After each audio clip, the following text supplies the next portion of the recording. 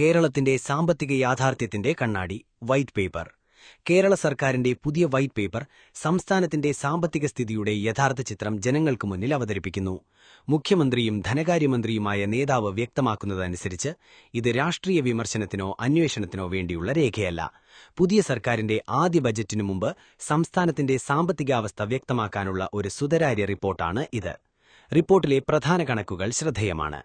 കേരളത്തിന്റെ ആകെ കടബാധ്യത ഇപ്പോൾ 5.07 ലക്ഷം കോടി രൂപയിലെത്തി.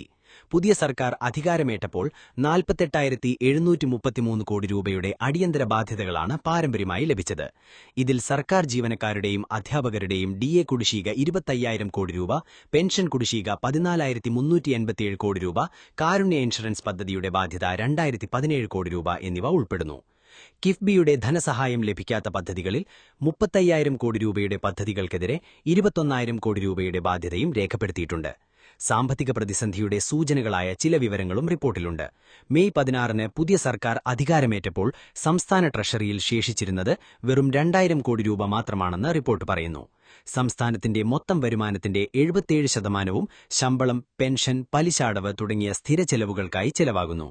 വികസന പ്രവർത്തനങ്ങൾക്ക് വളരെ കുറച്ച് തുക മാത്രമാണ് അവശേഷിക്കുന്നത്.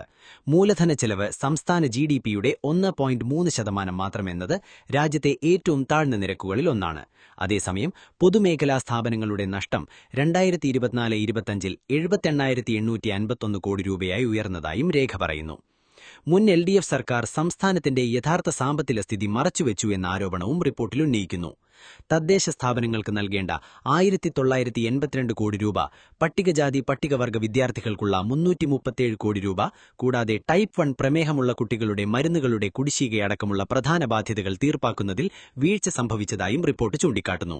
കേരളത്തിന്റെ സാമ്പത്തിക വെല്ലുവിളികളും ഭാവി ധനകാര്യ നയങ്ങളുടെ ആവശ്യകതയും മനസ്സിലാക്കാൻ ഈ വൈറ്റ് പേപ്പർ ഒരു പ്രധാന രേഖയായാണ് വിലയിരുത്തപ്പെടുന്നത്.